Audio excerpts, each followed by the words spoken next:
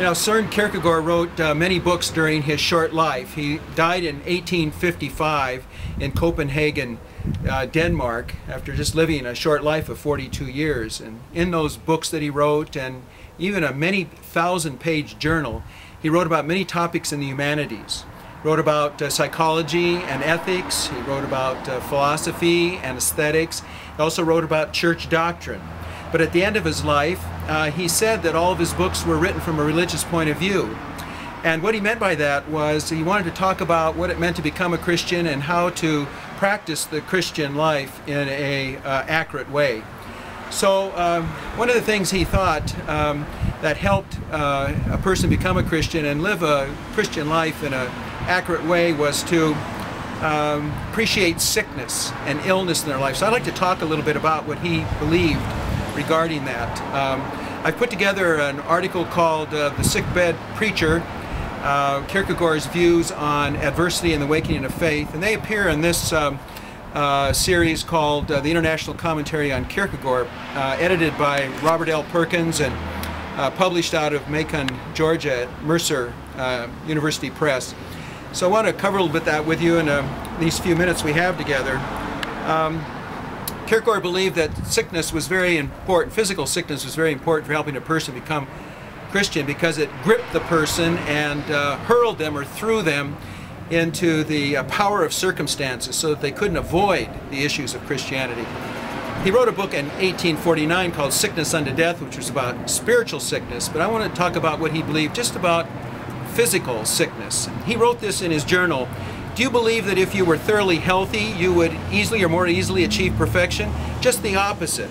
Then you would yield easily to your passions, to pride, if not to others, to an intensified self-esteem and the like. In that way, sufferings, even though a burden, are a beneficial burden, like braces used in an orthopedic institute. To be thoroughly healthy physically and mentally, then, is to lead a truly spiritual life that no man can do. The sense of spontaneous well-being immediately runs away with him. This is why sufferings are a help. If a person suffers every day, if he is so infirm that the thought of death is simply right at hand, then he may, by somewhat successful in being continually conscious of needing God. Physical health, the immediate sense of well-being, is a far greater danger than riches, power, and esteem. Of course, it has a deceptive appearance, as if it would still be a help to be physically, spontaneously strong, but if one is that, it is almost a superhuman task actually to live as a spirit. Physical suffering, the infirm body, is a beneficial memento. This is quite a startling idea. It's contrary to what we normally think, that health is good and illness is bad. But Kierkegaard believed that when we are sick, we then are able to move away from our self-indulgent life. He says, then we are forced by circumstances to be a man of will who no longer wills his own will, but with the passion of his crushed will radically changed, wills another's will, that is, God's will. This happens when we come face to face with our sin, and that's what sickness helps us do. Kierkegaard writes about the seriousness of sin. He says, what the world regards as sin and makes an uproar about is either stealing or anything related to the security of property or possessions, or it is sin of the flesh, indeed precisely that which Christianity regards as the most pardonable. A man who tricks and swindles day in and day out, but otherwise is an extremely cultivated gentleman belonging to the society of the cultivated, if he has the bad luck to get drunk once, heaven help him, it is irreparable loss, and he himself condemns it so severely that he perhaps, as they say, never forgives himself, while it probably never occurs to him that he should be forgiven for all the tricks and the frauds and the dishonesty, for all the spiritually revolting passions which make their home within him and are his life. So Kierkegaard believed becoming aware of your sin is not just these little moral picadillos, but these seriously spiritual sins that we need to become conscious of.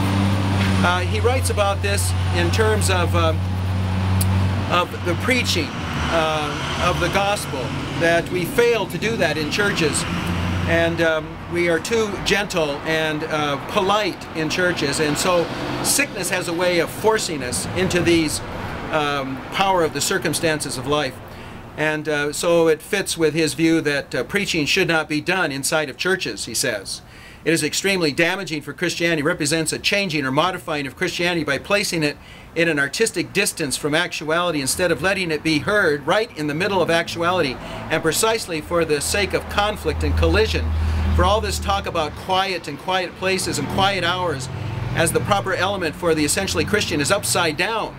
Therefore, preaching should be not done in churches, but on the street, right in the middle of life, the actuality of the ordinary, every weekday life. He goes on to say this is because Christianity is essentially the attacker. So instead of telling sweet stories, sermons should be on the attack. He called this a militant piety.